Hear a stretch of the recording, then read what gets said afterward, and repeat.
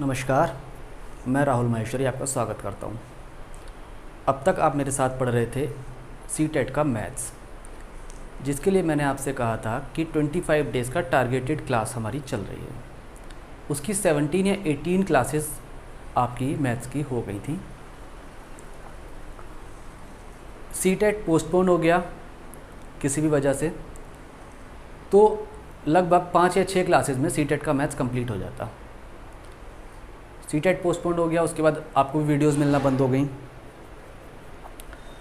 Actual में वो 5-6 videos में ही मैथ्स कंप्लीट हो जाना है सीटेट का, लेकिन वो जो मैथ्स है वो सीटेट के लिए सबसे ज़्यादा इम्पॉर्टेंट है। इसलिए मैंने जो जितनी भी वीडियोस बनाई थी, मैंने सबसे पहले आपको बोला था कि ये सीटेट के लिए स्पेशली इम्पॉर्टेंट है।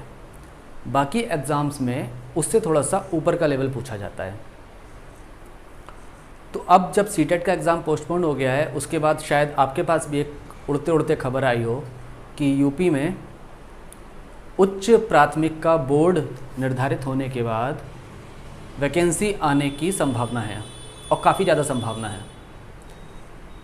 उम्मीद है कि इस साल के एंड तक अपर प्राइमरी की वैकेंसी यूपी में आ जाएंगी। तो उस लिहाज से आपको पढ़ाई शुरू कर देनी चाहिए। वैकेंसी तो वैसे सेंटर में भी शेड्यूल हैं केवीएस की, अगर केवी की वैकेंसी आती है उसके लिए भी आपको पढ़ना होगा।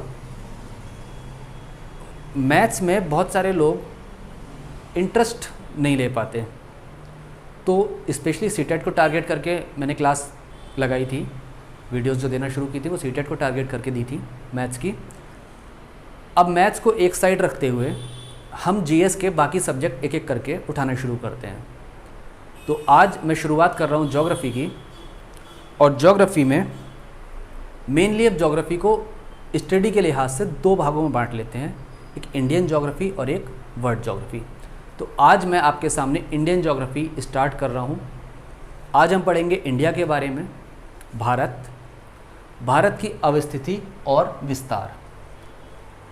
एक चीज़ और मैं आपसे कहना चाहता हूँ कि आप मेरे साथ जो भी पढ़ते हैं ज्योग्राफी में, स्पेशली ज्योग्राफी में, उसको पढ़ने के लिए आप 2 मैप खरीद लीजिए, एक इंडियन ज्योग्राफी का मैप और एक वर्ल्ड मैप। ठीक है, एक इंडियन मैप और एक वर्ल्ड मैप। फिज़िकल और ज्योग्राफिकल 2 मैप आते हैं, आप दोनों खरीद लीजिए। अगर आप मैप की हेल्प से स्टडी करेंगे मेरे साथ तो बहुत आसानी से चीज़ें आपको समझ में आ जाएंगी, ऐसे समझ में आएंगी कि आप भूलेंगे नहीं। क्योंकि मैप से पढ़ी हुई चीज़ें जब आपके दिमाग में बैठ जाएंगी, एक बार बस जाएंगी, तो वो दिमाग में घर कर लेंगी और उनका निकलना बहुत मुश्किल होगा। इसलिए मेरी आपसे रिक्वेस्ट ये है सबसे पहले तो कि आप 2 मैप अपनी दीवार पर चिपका लीजिए या टांग लीजिए, ठीक, एटलस। तो आइए सबसे पहले इंडिया के बारे में, हमारे भारत देश के बारे में थोड़ा सा जानते हैं। ये है हमारा भारत। भारत की अवस्थिति और विस्तार की शुरुआत हम कैसे करते हैं? तो सबसे पहले जो मैं आपको बोलता जाऊंगा वो आपके लिए नोट्स होंगे, वो आप लिखेंगे, क्योंकि सारी चीज़ें व्हाइट बोर्ड पर लिखना पॉसिबल नहीं है। मैं मैप को देखकर आपको एक एक चीज़ डिक्टेट करता जाऊंगा, समझाता जाऊंगा, और आप उसे पॉइंट वाइज अपनी नोटबुक में नोट्स बनाते जाइए। ठीक है, तो सबसे पहले हमारे भारत का विस्तार कैसे, भारत का क्षेत्रफल कितना है? भारत का क्षेत्रफल गुजरात से लेकर अरुणाचल प्रदेश और जम्मू एंड कश्मीर से लेकर केरला तमिलनाडु तक कितना क्षेत्रफल है भारत का? लगभग 32,87,000 किलोमीटर। तो क्षेत्रफल कितना है? Area 32,87,000 square kilometre. ठीक, दूसरी चीज़, भारत हमारा किस हेमिस्फीयर में आता है? भारत हमारा किस हेमिस्फीयर में आता है? हेमिस्फीयर मतलब गोलार्ध। ये पृथ्वी है, पृथ्वी के बीचों बीच से हमने एक काल्पनिक रेखा मान ली है जिसे हम विषुवत रेखा या इक्वेटर कहते हैं। इक्वेटर 0 डिग्री इक्वेटर होता है। ये जो एक लॉन्गिट्यूड लाइन आ रही है जो इक्वेटर को यहाँ 0 डिग्री पे कट करती है, इसे बोलते हैं 0 degree GML, Greenwich meridian line या PML भी बोलते हैं, प्राइम मेरिडियन लाइन। इसे GMT बोलते हैं,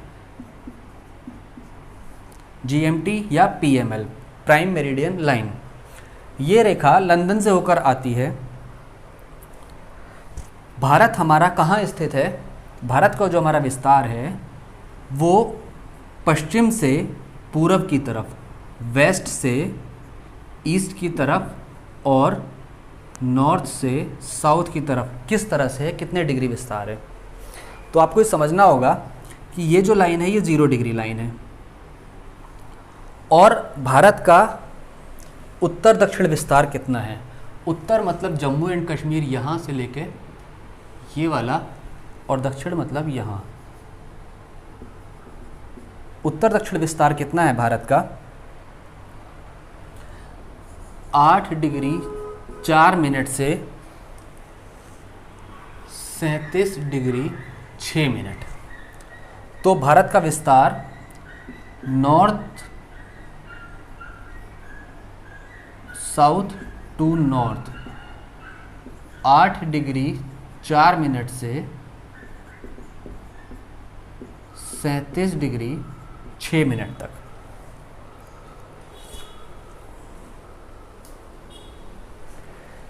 ठीक, मतलब भारत का जो दक्षिणी बिंदु है वहाँ से भारत के उत्तरी बिंदु तक का विस्तार है 8 डिग्री 4 मिनट से 37 डिग्री 6 मिनट। अब ये आपको कैसे पता चलता है कि कितना डिग्री है? जैसे ये 0 डिग्री इक्वेटर है, विषुवत रेखा, जैसे जैसे आप इस विषुवत रेखा से ऊपर की तरफ जाते जाएंगे वैसे वैसे ये डिग्री बढ़ता जाएगा। तो जब यहाँ से आप कोण बनाना शुरू करेंगे तो ये 0 डिग्री है, यहाँ पर 1 डिग्री 2 डिग्री 3 4 5 6 7 8, इस तरह से भारत यहाँ आ जाएगा।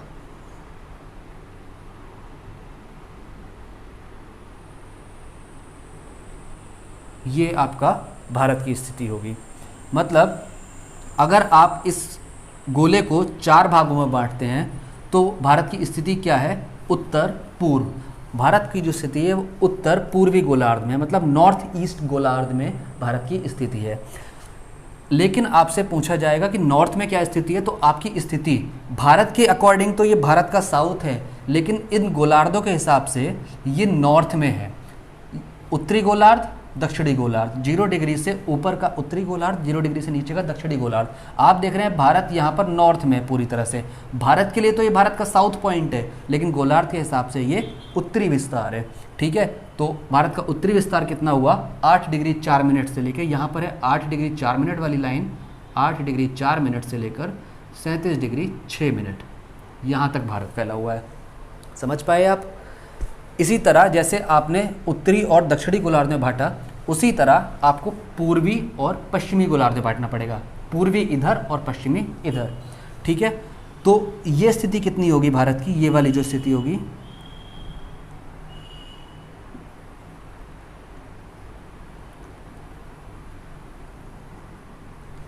आप देख रहे हैं कि भारत पूर्व में स्थित है, पश्चिम में बिल्कुल नहीं आ रहा, इधर से उत्तर में स्थित है, मतलब उत्तर पूर्व में भारत की स्थिति है।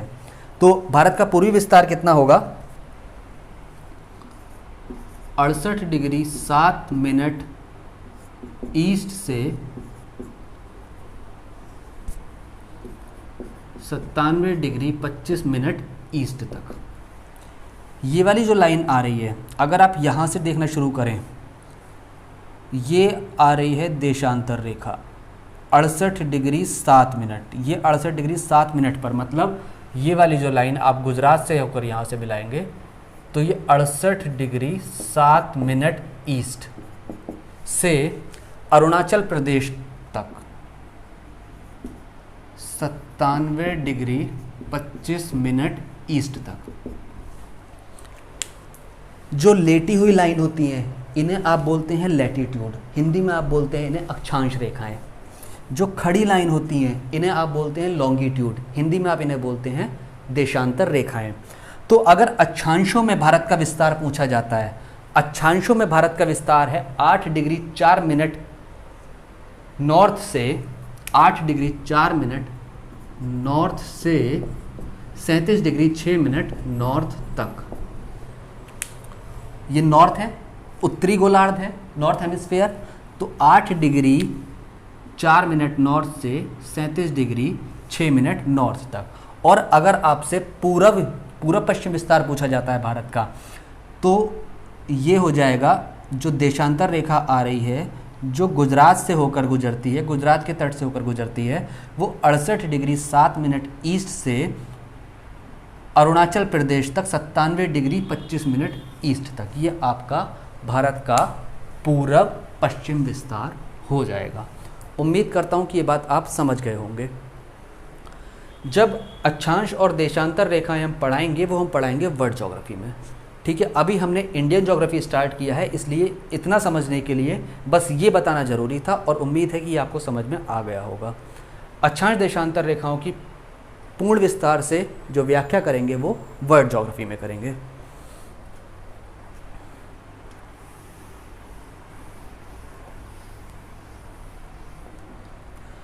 अक्षांश और देशांतर के बारे में 2-3 छोटी छोटी चीज़ें आप और समझ लीजिए। ये पृथ्वी है, ये अक्षांश रेखा 0 डिग्री है जिसे विषुवत रेखा बोला जाता है। कितनी विषुवत रेखाएं हैं टोटल? 0 डिग्री के ऊपर 90 विषुवत रेखाएं हैं और 0 डिग्री के नीचे भी 90 विषुवत रेखाएं हैं या अक्षांश रेखाएं। तो 90 + 90 180, और एक अगर 0 डिग्री को भी शामिल कर लें तो 181 अक्षांश रेखाएं होती हैं।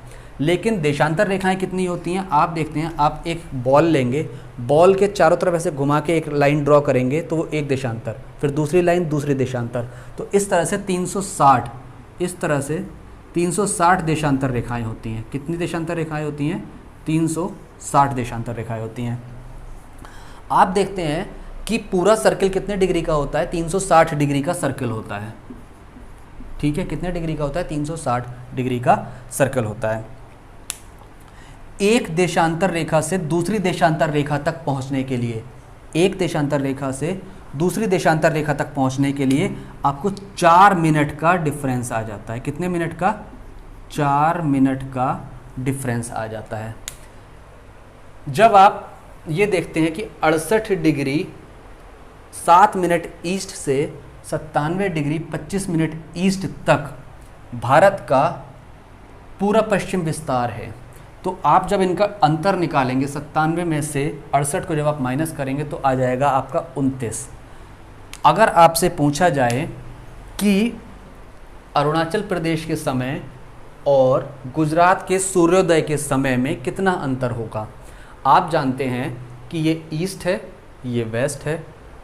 सूर्योदय ईस्ट में होता है, इसका मतलब अरुणाचल प्रदेश में सूर्योदय सबसे पहले हो जाएगा, सनराइज़ सबसे पहले हो जाएगा, और गुजरात में सनराइज़ सबसे बाद में होगा। 1 डिग्री देशांतर चलने में 4 मिनट का अंतर आ जाता है। आप देख रहे हैं कि यहाँ से यहाँ तक जाने में 29 डिग्री का अंतर आ रहा है। कितने डिग्री का? 29 डिग्री का। तो 29 की आप 4 से कर देंगे गुणा, यह आ जाएगा 116 मिनट का अंतर। लगभग 116 मिनट का अंतर आ जाता है सनराइज़ होने में अरुणाचल प्रदेश और गुजरात में।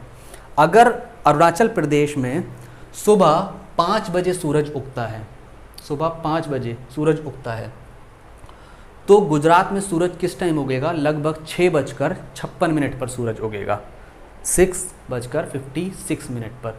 ठीक है, उम्मीद करता हूँ ये आपको समझ में आ गया होगा। अब हर एक देश का पूर्वी पश्चिमी विस्तार होता है, इसी तरह उत्तरी दक्षिणी विस्तार भी होता है। पूर्व का समय पश्चिम से आगे चलता है, लेकिन समय में अंतर ना आए, किसी भी देश में समय में अंतर ना आए, तो उसके लिए एक काल्पनिक रेखा को बीच का समय मान लिया जाता है। जैसे ये देशांतर रेखा बीच में से जो भारत के जा रही है, ये देशांतर रेखा यूपी के इस पॉइंट से होकर निकल रही है। आप देख पा रहे हैं कि देशांतर रेखा ये जो यहाँ से बीच में से निकल रही है, ये यूपी में इलाहाबाद के नैनी ज़िले से निकलती है। इलाहाबाद के नैनी जगह से। तो ये वाली जो जगह है, ये है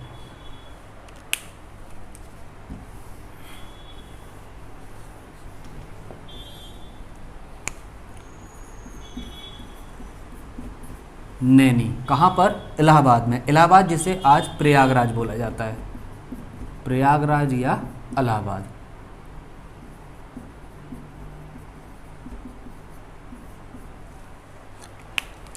जो रेखा यूपी के इलाहाबाद के नैनी से निकलती है इसे हम बोलते हैं 82.5 डिग्री देशांतर रेखा। 82.5 डिग्री देशांतर रेखा। 82.5 डिग्री क्यों? क्योंकि ये 68 और 97 का बीच का माध्य मान लिया गया है 82.5 डिग्री। तो 82.5 डिग्री से ही पूरे भारत का टाइम कैलकुलेट किया जाता है। ठीक है, ऐसा नहीं होगा कि यहाँ पर अगर सूरज 5 बजे उगा है तो जब यहाँ सूरज उग जाएगा तभी 5 बजेंगे। जी नहीं, सूरज यहाँ लेट उगेगा लेकिन टाइम इक्वल चल रहा होगा। ठीक है, तो जो इलाहाबाद के नैनी से 82.5 डिग्री देशांतर रेखा गुजरती है उसे भारत का मानक समय रेखा मान लिया गया है। इलाहाबाद के नैनी से, और या फिर बीच में यहाँ मिर्ज़ापुर, यह है सोनभद्र जिला और इसके इधर वेस्ट में है मिर्ज़ापुर। तो मिर्ज़ापुर से, मिर्ज़ापुर आपने सीरीज भी देखी होगी। ठीक, ये तो बात हुई देशांतर रेखा की।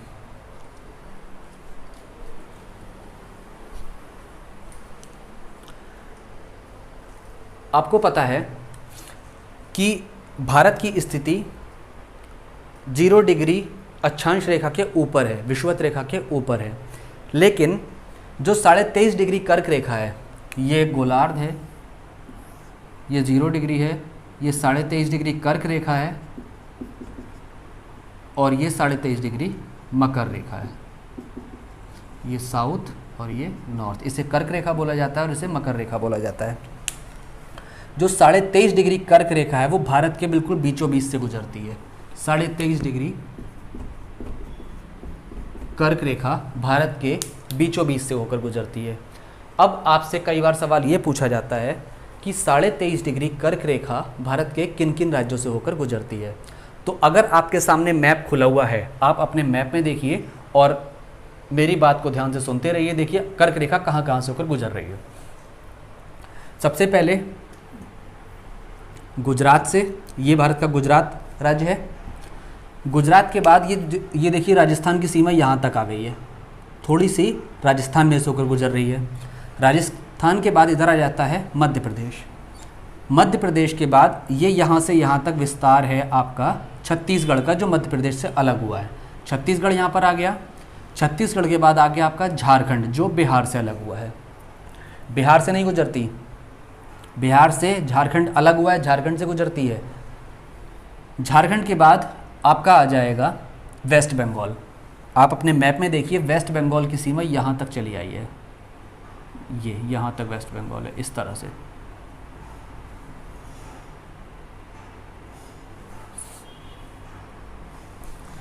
तो झारखंड के बाद आ गया वेस्ट बंगाल। वेस्ट बंगाल के बाद ये जो 2 उंगली लटकी हुई दिख रही है आपको, 2 उंगली लटकी हुई, ये है त्रिपुरा।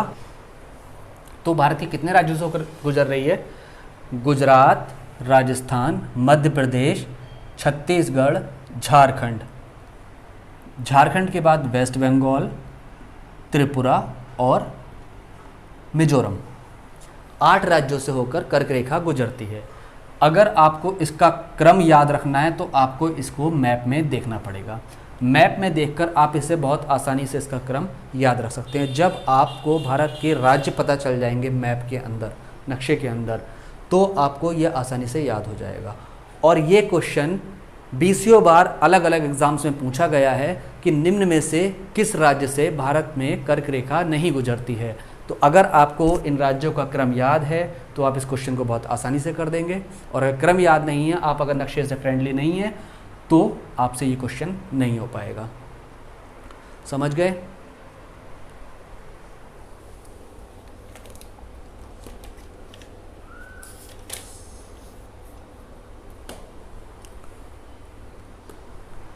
एक क्वेश्चन और बनता है कि कर्क रेखा की अधिकतम लंबाई भारत के किस राज्य में है।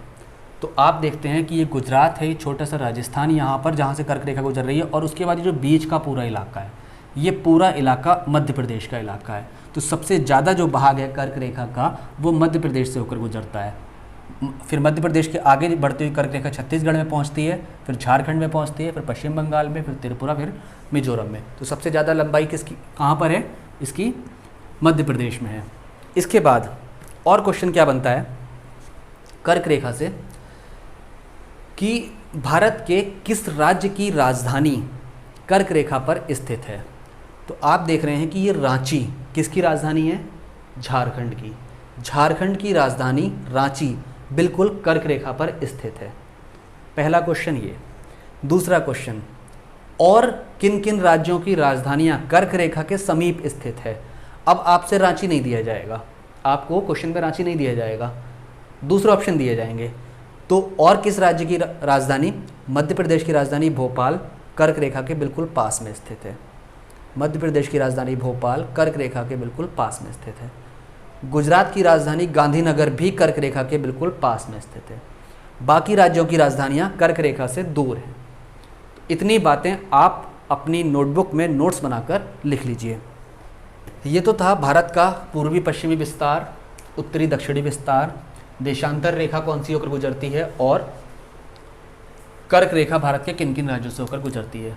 अब हम बात करते हैं भारत कितने देशों के साथ सीमा बनाता है और वो कौन कौन से देश हैं जिनके साथ भारत अपनी अंतर्राष्ट्रीय सीमा बनाता है। तो आप देखिए,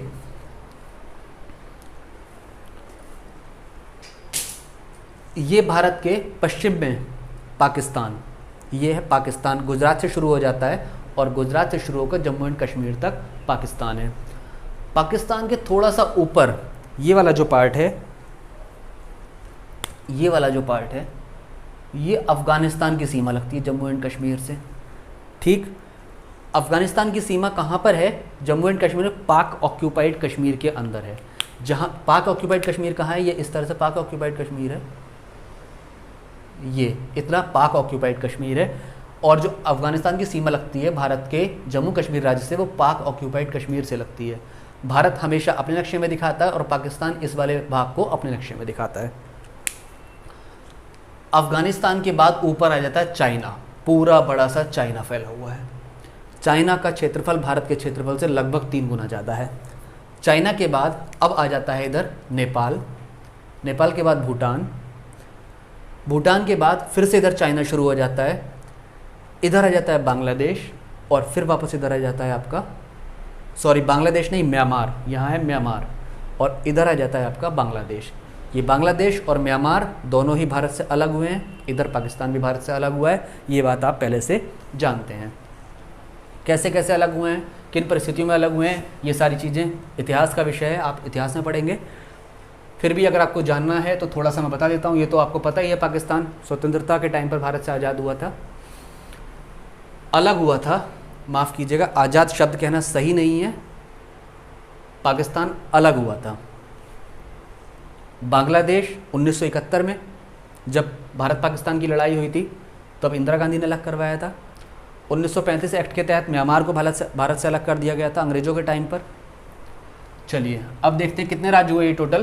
पाकिस्तान, अफ़गानिस्तान, चाइना, नेपाल, भूटान, म्यांमार, बांग्लादेश, 7 देश टोटल हो गए जो भारत से सीमा बनाते हैं। नीचे श्रीलंका है। श्रीलंका भारत से स्थल सीमा नहीं बनाता, छोटे छोटे द्वीपों के माध्यम से श्रीलंका भारत जुड़े हुए हैं, छोटे छोटे द्वीपों के माध्यम से। यहाँ पर पंबन द्वीप है, रामेश्वरम है, जिसे राम सेतु कहा जाता है, लेकिन ये सीमा नहीं बनाता, ये जलीय सीमा बनाता है। ठीक है, अब आपसे क्वेश्चन पूछा जाएगा कि कौन सा देश भारत के साथ सर्वाधिक लंबाई की सीमा बनाता है, सर्वाधिक लंबाई की सीमा बनाता है। ज़्यादातर लोग इसका आंसर पाकिस्तान या चाइना लगा देते हैं, पाकिस्तान या चाइना, दोनों ही आंसर गलत हैं। सबसे लंबी जो सीमा बनाता है भारत के साथ वो है बांग्लादेश। आप देखिए बांग्लादेश की सीमा यहाँ से शुरू होती है पश्चिम बंगाल से, और पश्चिम बंगाल से ऊपर जाते हुए यहाँ पर ऊपर चली जाती है, यहाँ पर मेघालय, गारो खासी जयंतिया पहाड़ियाँ हैं, और उसके बाद असम, यहाँ असम आ जाता है, और यह है त्रिपुरा, और ये है मणिपुर, सॉरी मणिपुर नहीं, मिजोरम, ये है मिजोरम। तो इतनी लंबी बांग्लादेश की सीमा बनती है। तो सबसे लंबी जो अंतर्राष्ट्रीय सीमा बनाने वाला देश कौन सा है भारत के साथ? ये है बांग्लादेश। उसके बाद सबसे छोटी अंतर्राष्ट्रीय सीमा बनाने वाला देश कौन सा है? ये है अफ़गानिस्तान। बहुत छोटी सी सीमा बनती है इसकी, 150 किलोमीटर के आसपास। तो अंतर्राष्ट्रीय सीमा बनाने वाले देश हो गए। अब आपसे पूछा जाएगा कि भारत की स्थल सीमा की लंबाई कितनी है और जल सीमा की लंबाई कितनी है। तो ये जो स्थल सीमा है भारत की, स्थल सीमा कौन सी है? ये यहाँ से, जहाँ अरब सागर जहाँ पर जाकर ऊपर स्थल से टकराया जाता है, तो यहाँ से शुरुआत होती है आपकी और यहाँ से इधर ऐसे ऐसे ऐसे ऐसे जम्मू कश्मीर से होते हुए, उत्तराखंड होते हुए, नेपाल के नीचे से सिक्किम होते हुए, अरुणाचल प्रदेश से इधर वापस मिजोरम आकर त्रिपुरा होकर यहाँ तक आती है सीमा, और यहाँ पर ये बांग्लादेश तक। बांग्लादेश के नीचे बे ऑफ बंगाल शुरू हो जाता है। तो ये जो टोटल सीमा है, स्थल सीमा है भारत की 15,200 किलोमीटर, 15,200 किलोमीटर। अब उसके बाद आपसे पूछा जाता है कि जलीय सीमा कितनी है भारत की। तो जलीय सीमा कितनी है? यहाँ पर बे ऑफ बंगाल शुरू हो जाता है, बंगाल की खाड़ी का जल यहाँ से है, और भारत के अनेक राज्य तट पर स्थित हैं। इस तरह से ये पूरा यहाँ तक ये आ जाती है जलीय सीमा। तो जलीय सीमा कितनी है? 6100 किलोमीटर। तो अगर आपसे पूछा जाता है कि भारत की स्थलीय सीमा कितनी है, तो आप कहेंगे 15,200 किलोमीटर। अगर आपसे पूछा जाता है कि भारत की मुख्य भूमि पर स्थित, ये भारत की मुख्य भूमि है, मुख्य भूमि पर स्थित जलीय सीमा कितनी है, तो आप कहेंगे 6100 किलोमीटर। और अगर आपसे पूछा जाता है कि द्वीपों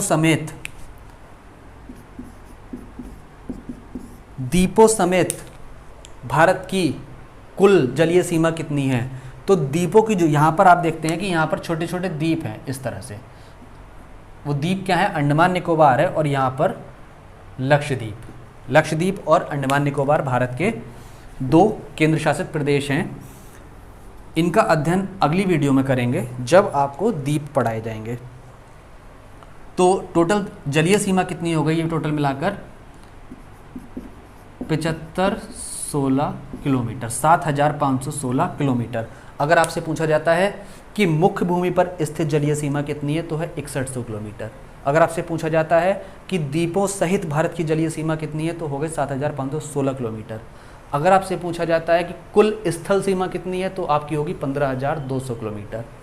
लेकिन अगर आपसे पूछा जाता है कि कुल स्थलीय और कुल जलीय सीमा कितनी है, तो आप 15,200 और 7,516 इन दोनों को भी ऐड कर देंगे। इन दोनों को जब ऐड कर देंगे तो ये ऐड होकर आ जाएगा 22,716 किलोमीटर। तो ये भारत की कुल स्थलीय और जलीय सीमा है।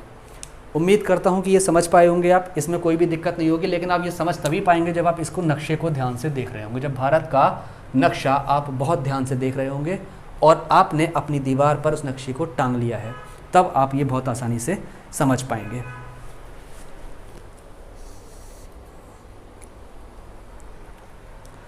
अब आपके सामने क्वेश्चन है,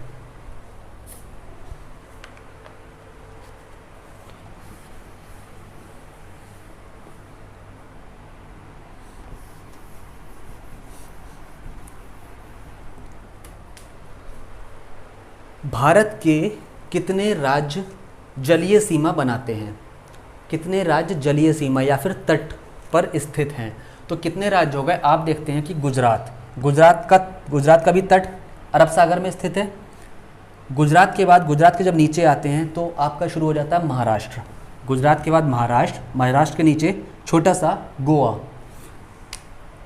गुजरात, महाराष्ट्र, गोवा के नीचे कर्नाटका, कर्नाटका के नीचे केरला। तो 5 राज्य तो ऐसे हैं जो भारत के पश्चिमी तट पर सीमा बनाते हैं। पश्चिमी मतलब वेस्ट, भारत के पश्चिमी तट पर सीमा बनाते हैं या तट रेखा जिनके पास है। तो 5 राज्य ऐसे हैं, गुजरात, महाराष्ट्र, गोवा, कर्नाटका और केरला। अब पूर्वी तट पर सीमा बनाने वाले राज्य कौन कौन से हो गए? केरला के पूरब में है आपका तमिलनाडु, तमिलनाडु के ऊपर है आपका आंध्र प्रदेश के आपका ऊपर है ओडिशा, उसके ऊपर आपका आ जाता है वेस्ट बंगाल। तो कुल मिलाकर 4 राज्य ये और 5 राज्य ये टोटल मिलाकर 9 राज्य आपके जलीय सीमा बनाते हैं। ठीक है, जो 9 राज्य आपके ऐसे हैं जो तट पर स्थित हैं। हम सिर्फ राज्यों की बात कर रहे हैं, हम केंद्र शासित प्रदेशों की बात नहीं कर रहे हैं। अभी केंद्र शासित प्रदेशों की बात हम अलग से करेंगे। ठीक है, अब क्वेश्चन आपके सामने आएगा कि सबसे लंबी तटीय रेखा भारत के किस राज्य की है। सबसे लंबी तट रेखा भारत के किस राज्य की है? तो आप बताइए, सबसे लंबी तट रेखा भारत के किस राज्य की है? तो सबसे लंबी तट रेखा है भारत के गुजरात राज्य की। ये आप देख रहे हैं गल्फ ऑफ खंबात से लेकर गल्फ ऑफ कच्छ, यहाँ से शुरू हो जाती है जलीय सीमा, और ये गल्फ ऑफ कच्छ से लेकर गल्फ ऑफ खंबात तक और यहाँ तक गुजरात चला आया है। तो सबसे लंबी तट रेखा है आपके गुजरात राज्य की। उसके बाद आंध्र प्रदेश की सबसे लंबी तट रेखा है। गुजरात के बाद दूसरे नंबर पर जो राज्य है जिसकी सबसे लंबी तट रेखा है वो है आंध्र प्रदेश, और तीसरे नंबर का जो राज्य है वो है तमिलनाडु। तमिलनाडु के ऊपर है आंध्र प्रदेश, तो तीसरे नंबर का जो राज्य है वो है तमिलनाडु। ठीक, क्लियर हो गया यहाँ तक आपको? इसके बाद भारत का एक केंद्र शासित प्रदेश ऐसा है जिसके 4 जिले 3 राज्यों में स्थित हैं। 4 जिले हैं जिसके अंदर और 3 राज्यों में स्थित है। उस केंद्र शासित प्रदेश का नाम क्या है? उसका नाम है पुडुचेरी। पुडुचेरी कोई एक मुख्य भूमि पर स्थित नहीं है बल्कि 3 राज्यों में है। यनम, यह है यनम। कहाँ पर है यनम? आंध्र प्रदेश में। यह है पुडुचेरी, यह है तमिलनाडु में। कराईकल तमिलनाडु में, और माहे यह है केरला में। पुडुचेरी इन चारों जिलों को सम्मिलित रूप से कहा जाता है। यनम आंध्र प्रदेश, पुडुचेरी तमिलनाडु में, कराईकल तमिलनाडु में और माहे जिला केरला में। इन 4 जिलों को सम्मिलित रूप से पुडुचेरी कहा जाता है, जो एक केंद्र शासित प्रदेश है। भारत के तमाम अलग अलग राज्य कितने कितने देशों के साथ सीमा बनाते हैं? देखिए, गुजरात बनाता है सीमा किसके साथ? पाकिस्तान के साथ। राजस्थान भी पाकिस्तान के साथ, पंजाब पाकिस्तान के साथ। क्या हिमाचल प्रदेश पाकिस्तान के साथ सीमा बनाता है? हिमाचल प्रदेश की जो बाउंड्री है वो यहाँ पर एंड हो गई है और इसके आगे ये पंजाब है बीच में, तो हिमाचल प्रदेश पाकिस्तान के साथ सीमा नहीं बनाता। फिर जम्मू एंड कश्मीर पाकिस्तान के साथ सीमा बनाता है। अब भारत के 3 ऐसे राज्य हैं जो 3-3 देशों के साथ सीमा बनाते हैं। 3 ऐसे राज्य जो 3-3 देशों के साथ सीमा बनाते हैं। वो 3 राज्य कौन कौन से हैं आपके? सबसे पहला है जम्मू कश्मीर। जम्मू कश्मीर किस किस राज्य के साथ सीमा बनाता है आपका? आप देखते हैं इधर पाकिस्तान से सीमा बनाता है, पाकिस्तान से सीमा बनाता है, ऊपर अफ़गानिस्तान से सीमा बनाता है और तीसरा चाइना से सीमा बनाता है। जम्मू कश्मीर 3 राज्यों के साथ 3 देशों के साथ सीमा बनाता है, पाकिस्तान, अफ़गानिस्तान और इधर चाइना। चाइना की सीमा यहाँ से शुरू होती है, फिर नीचे आती है उत्तराखंड तक। उत्तराखंड पर आकर चाइना की सीमा नेपाल को टच करने लगती है, क्योंकि उत्तराखंड के आगे नेपाल शुरू हो गया है। आपको शायद नहीं पता होगा कि नेपाल के कुछ क्षेत्र जो हैं वो अंग्रेज़ों के टाइम में माफ़ कीजिए नेपाल कह रहा हूँ मैं, उत्तराखंड के कुछ क्षेत्र जैसे कुमाऊँ और गढ़वाल क्षेत्र और नैनीताल भी नेपाल से छीने गए थे। युद्ध के दौरान नेपाल से छीने गए थे अंग्रेज़ों के टाइम पर। अब इससे आगे बढ़ते हुए चाइना यहाँ से आगे आता है नेपाल, और नेपाल के बाद चाइना की सीमा टच करती है कहाँ पर? सिक्किम से। फिर सिक्किम के बाद भूटान शुरू हो जाता है और भूटान के बाद फिर अरुणाचल प्रदेश से पूरब में चाइना की सीमा टच करती है। पूरब में सिर्फ एक जिला है, एक राज्य है अरुणाचल प्रदेश, जिससे चाइना की सीमा टच करती है। अरुणाचल के प्रदेश के बाद इधर पश्चिम में कहाँ से टच करती है? सिक्किम से।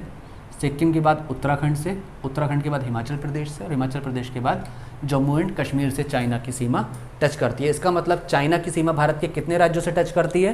5 राज्यों से, जम्मू एंड कश्मीर, हिमाचल प्रदेश, उत्तराखंड, सिक्किम और अरुणाचल प्रदेश। लिख लीजिए। दूसरा कौन सा राज्य है जो 3 देशों के साथ सीमा बनाता है? दूसरा कौन सा राज्य है जो 3 देशों के साथ सीमा बनाता है? तो दूसरा राज्य है आपका सिक्किम। सिक्किम आप देख रहे हैं, ये है सिक्किम।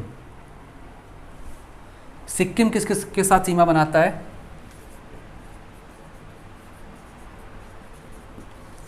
सिक्किम की जो सीमा बनती है, इधर पश्चिम में नेपाल के साथ, पूरब में भूटान के साथ और उत्तर में चाइना के साथ। तो नेपाल, भूटान और चाइना के साथ सिक्किम की अंतर्राष्ट्रीय सीमा बनती है। सिक्किम के बाद आप देखते हैं किसके साथ, और कौन सा ऐसा राज्य है, दूसरा राज्य है पश्चिम बंगाल। ये वेस्ट बंगाल है। वेस्ट बंगाल की सीमा यहाँ से शुरू होती है और ये सिक्किम के नीचे तक, ये यहाँ तक चली आई है इस तरह से, और ये यहाँ से यहाँ तक। तो वेस्ट बंगाल की जो सीमा है वो नेपाल से भी टच करती है, वेस्ट बंगाल की सीमा भूटान से भी टच करती है और वेस्ट बंगाल की सीमा बांग्लादेश से भी टच करती है। ये क्वेश्चन अच्छे अच्छे एग्जाम्स में पूछा गया है, स्पेशली यूपी के एग्जाम्स में पूछा गया है, और इस क्वेश्चन के गलत होने की संभावना 90% से अधिक होती है, क्योंकि बांग्लादेश, माफ़ कीजिए, वेस्ट बंगाल का कोई सोच ही नहीं पाता कि ये 3 देशों के साथ सीमा बना रहा है। हम सोचते हैं कि वेस्ट बंगाल सिर्फ बांग्लादेश के साथ सीमा बना रहा है, जबकि वेस्ट बंगाल ऊपर तक चला आया है, सिक्किम के पास तक, और इसके पश्चिम में नेपाल से, पूरब में भूटान से और नीचे उत्तर पूर्व में बांग्लादेश से सीमा बन रही है। तो वेस्ट बंगाल की सीमा कितने राज्यों से बन रही है?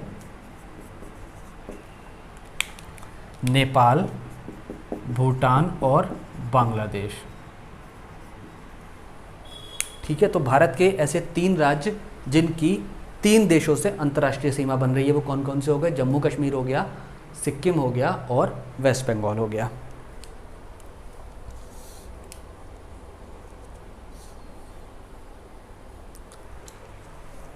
क्वेश्चन आपसे घुमा फिराकर इस तरह से पूछे जाते हैं कि निम्न में से किस देश के साथ या किस राज्य के साथ इस देश की सीमा नहीं लगती है। तो अगर आप देखेंगे कि पाकिस्तान किस किस राज्य के साथ सीमा बनाता है, अगर आपको नक्शे का ज्ञान अच्छी तरह से है तो आप इसे आसानी से समझ पाएंगे और ध्यान से इस क्वेश्चन को सही कर ले जाएंगे। पाकिस्तान किस किस राज्य के साथ सीमा बनाता है? सबसे पहले इधर देखेंगे तो गुजरात, गुजरात के ऊपर राजस्थान, राजस्थान के ऊपर पंजाब, पंजाब के ऊपर जम्मू कश्मीर। तो 4 राज्यों से पाकिस्तान सीमा बनाता है।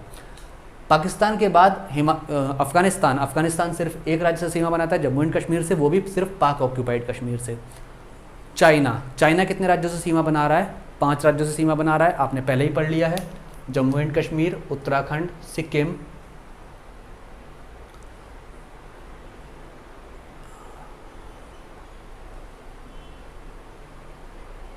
जम्मू एंड कश्मीर, हिमाचल प्रदेश, उत्तराखंड, सिक्किम और इधर अरुणाचल प्रदेश।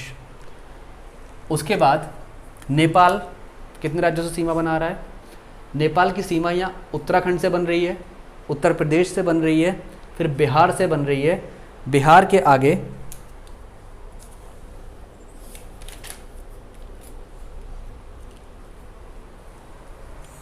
वेस्ट बंगाल से बन रही है और फिर सिक्किम से बन रही है। तो कौन कौन से राज्य हो गए जो नेपाल सीमा बनाते हैं? उत्तराखंड, उत्तर प्रदेश, बिहार, बिहार के आगे वेस्ट बंगाल और वेस्ट बंगाल के आगे सिक्किम। बिहार यहाँ तक चला आया है, यहाँ तक, और बिहार के नीचे जो झारखंड का इलाका है वो इससे अलग हो गया है। तो झारखंड नेपाल से सीमा नहीं बनाता, झारखंड पहले बिहार का पार्ट था, जो बिहार के नीचे का पार्ट है वो अलग हो गया है, जिसे झारखंड नाम दिया गया है। ठीक है, भूटान कितने राज्यों से सीमा बना रहा है? भूटान की आप एक बार बताइए कितने राज्यों से सीमा बना रहा है? सिक्किम से बनाता है सीमा, वेस्ट बंगाल से सीमा बनाता है, यहाँ है असम, यहाँ है असम, असम,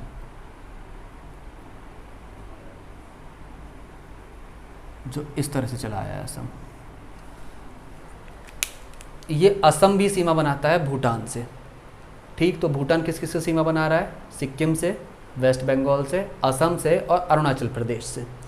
असम की सीमा चाइना से नहीं बन रही है क्योंकि असम अंदर आ गया है, अरुणाचल प्रदेश के अंदर आ गया है, जो यहाँ तक चला आया है। ठीक है, तो असम की सीमा भूटान से बन रही है। यह है म्यांमार। क्या है? म्यांमार। म्यांमार की सीमा किस किस देश से, किस किस राज्य से बन रही है? अरुणाचल प्रदेश से सबसे पहले म्यांमार की सीमा बन रही है। सबसे लंबी सीमा जो बन रही है वो अरुणाचल प्रदेश से। अरुणाचल प्रदेश के बाद नीचे चला आता है नागालैंड, नागालैंड के नीचे आ जाता है मणिपुर, मणिपुर के नीचे मेघालय, मेघालय नहीं, मिजोरम। ये मिजोरम हो गया, मणिपुर हो गया, नागालैंड हो गया और ये अरुणाचल प्रदेश हो गया। तो अरुणाचल प्रदेश, नागालैंड, मणिपुर और मिजोरम के साथ।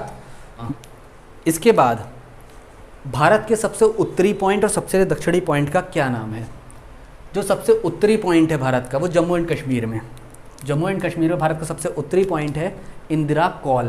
क्या नाम है? Indira call.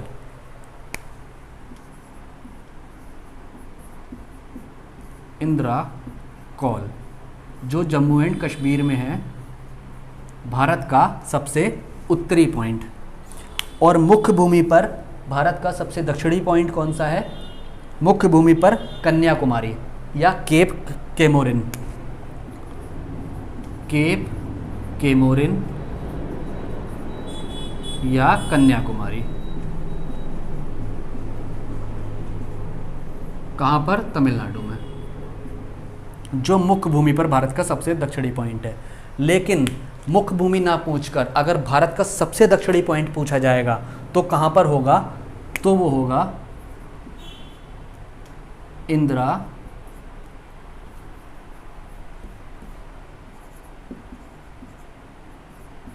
Point. Indira point कहाँ पर है? ये है अंडमान निकोबार, अंडमान एंड निकोबार द्वीप समूह में है इंदिरा पॉइंट। अंडमान निकोबार द्वीप समूह कहाँ पर है? इस तरह से भारत के छोटे छोटे द्वीप बने हुए हैं और ये मुख्य भूमि से नीचे तक चला गया है, तो ये आ जाएगा यहाँ पर आपका इंदिरा पॉइंट। तो सबसे उत्तरी बिंदु आपका कौन सा हो गया? इंदिरा कॉल जो जम्मू एंड कश्मीर में है। मुख्य भूमि पर सबसे दक्षिणी बिंदु केप कैमोरिन या फिर कन्याकुमारी। और मुख्य भूमि ना पूछा जाए, सबसे दक्षिणी बिंदु पूछा जाए तो आपका हो गया इंदिरा पॉइंट। समझ पाए? अब बात कर रहे हैं तीन रेखाओं की। कौन कौन सी तीन रेखाएं हैं? डूरंड रेखा, मैकमोहन रेखा और रेड क्लिफ रेखा।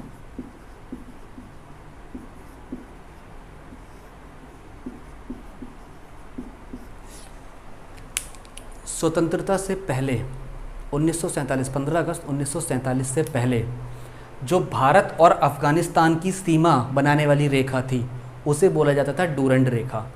भारत और अफ़गानिस्तान, स्वतंत्रता से पहले ये पूरा पाकिस्तान भारत का हिस्सा था, इसलिए जो भारत और ये पूरा भारत में आता था, तो भारत और अफ़गानिस्तान की सीमा बनाने वाली रेखा थी ये वाली, ये थी डूरंड रेखा। कौन सी?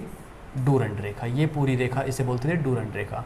लेकिन पाकिस्तान के अलग होने के बाद से अब डूरंड रेखा अफ़गानिस्तान और पाकिस्तान की सीमा बनाती है। डूरंड रेखा अफ़गानिस्तान और पाकिस्तान की सीमा बनाती है।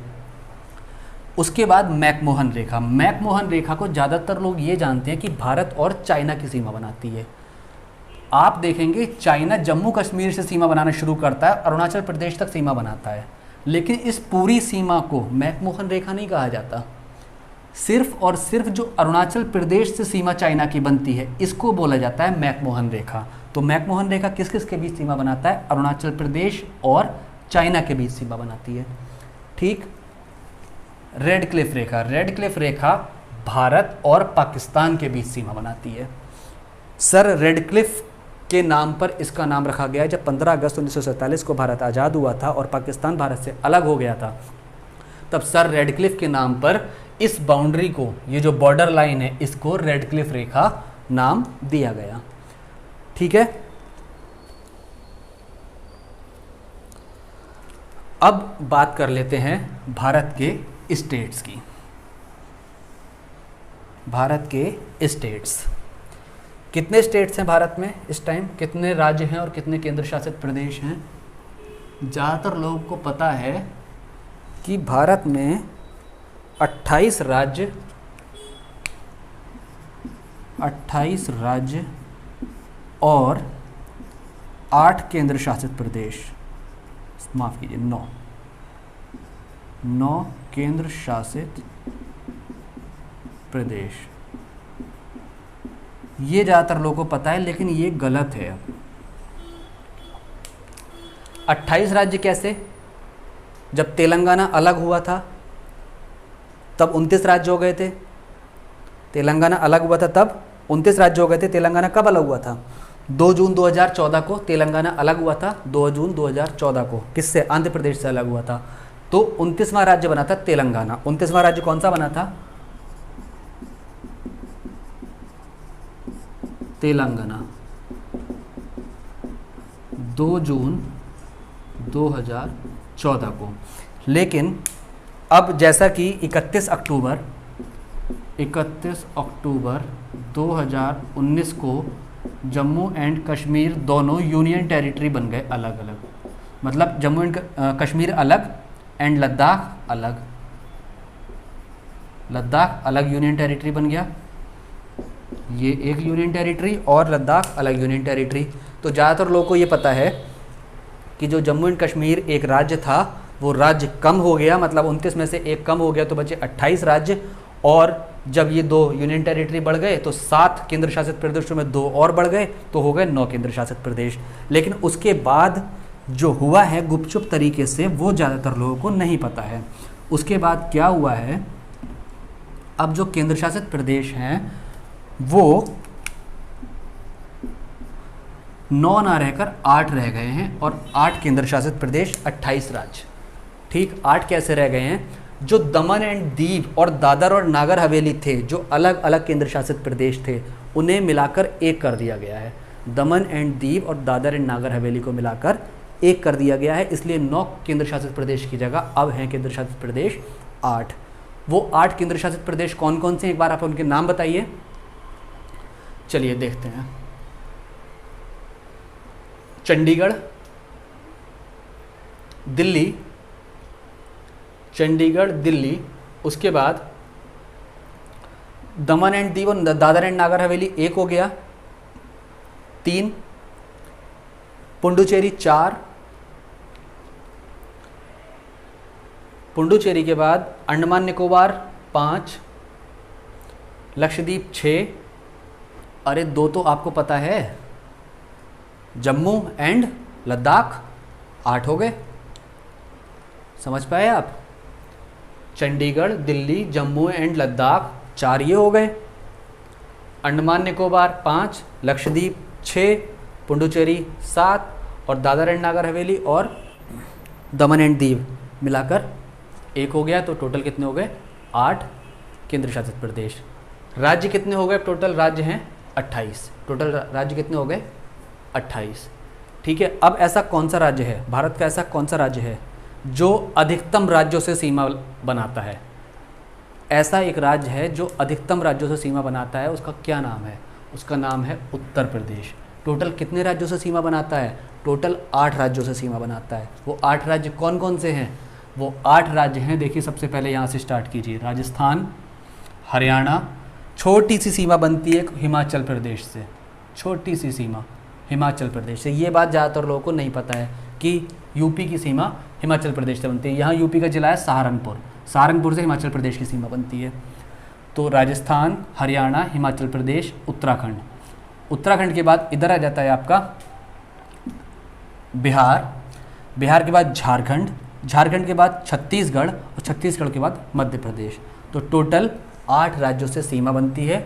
8 राज्यों के अलावा एक केंद्र शासित प्रदेश से भी सीमा बनती है। वो केंद्र शासित प्रदेश है दिल्ली, जो हरियाणा और यूपी के बॉर्डर पर पड़ता है। हरियाणा और यूपी के बॉर्डर पर पड़ता है।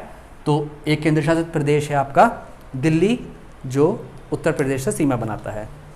भारत का क्षेत्रफल में सबसे छोटा राज्य कौन सा है? क्षेत्रफल में सबसे छोटा राज्य, तो क्षेत्रफल में सबसे छोटा राज्य आपका गोवा। कौन सा? गोवा। गोवा कहाँ है? कर्नाटक के उत्तरी तट पर, कर्नाटक के उत्तरी छोर पर गोवा है। मुंबई के महाराष्ट्र के नीचे और कर्नाटक के ऊपर है छोटा सा गोवा। यहाँ सबसे छोटा राज्य है क्षेत्रफल के अकॉर्डिंग। और पॉपुलेशन के अकॉर्डिंग सबसे छोटा राज्य कौन सा है? सिक्किम, जहाँ पर सबसे कम पॉपुलेशन निवास करती है। ये हो गया भारत की अवस्थिति और विस्तार। उम्मीद करता हूँ कि ये इम्पॉर्टेंट वीडियो था आपके लिए और आप इसको समझ पाए होंगे। अगर इसे समझने में आपको कोई भी दिक्कत या परेशानी हुई है तो आप मुझे कमेंट करके बताइए। अगर कोई भी कमी रही होगी, कोई भी सुधार की गुंजाइश होगी तो मैं अगले वीडियो में सुधार करके लाऊंगा। लेकिन मेरी आपसे रिक्वेस्ट है, मेरी ये दरख्वास्त है कि आप जो भी पढ़ें मेरे साथ इंडियन ज्योग्राफी के अंदर, वो मैप की हेल्प से ही पढ़ें। मैं हर एक चीज़ मैप की हेल्प से आपको क्रिस्टल क्लियर करता चला जाऊँगा और वो चीज़ें आपके माइंड में सेट होती चली जाएंगी। उसके बाद आप देखिएगा कि एग्ज़ाम में जिन स्टूडेंट्स ने रट कर पढ़ाई की है या याद करके पढ़ाई की है, उनके कंपैरिजन में आप कहीं गुना आगे होंगे, क्योंकि उनके अंदर तर्क वितर्क करने की शक्ति नहीं होगी, सोचने की शक्ति नहीं होगी। लेकिन अगर आपने मैप से स्टडी की है तो आप सोच सकते हैं। क्वेश्चन किसी भी तरह से घुमा के पूछा जा सकता है। जैसे क्वेश्चन ये पूछ लिया जाएगा कि उत्तर प्रदेश कितने राज्यों के साथ सीमा बनाता है, या फिर उत्तर प्रदेश निम्न में से किस राज्य के साथ सीमा नहीं बनाता है। तो अगर आपने मैप को अपने माइंड में फीड कर रखा है मैप, तो आप आसानी से बता देंगे, आप समझ जाएंगे, तुरंत आप याद कर लेंगे, एक बार में दिमाग दौड़ाएंगे अपना और आपको सारी चीज़ें याद आ जाएंगी, रिकॉल कर लेंगे। तो मेरी आपसे ये रिक्वेस्ट है कि मैप आप अपने सामने टांगिए, जो भी मैं आपको पढ़ाऊँगा आप मैप में से देखते जाइए, क्योंकि बोर्ड पर, वाइट बोर्ड पर सब कुछ लिख पाना पॉसिबल नहीं है। जो भी मैं बोलता हूँ वो आपके लिए नोट्स होंगे, आप नोट्स बनाइए प्रॉपर और उनसे अच्छी तरह से पढ़ाई कीजिए। एक बार यहाँ पर पढ़िए, दूसरी बार में दोहरा लीजिए, आपको चीज़ें सेट हो जाएंगी माइंड में। ठीक है, तो उम्मीद करता हूँ कि आप ये समझ पाए होंगे और आपका आज का एक्सपीरियंस ज्योग्राफी का फर्स्ट लेक्चर जो था मेरे साथ, वो काफ़ी बेहतर रहा होगा। तो इसी तरह पढ़ते रहिए, हंसते रहिए, मुस्कुराते रहिए, खुश रहिए और खुश रखिए। नमस्कार।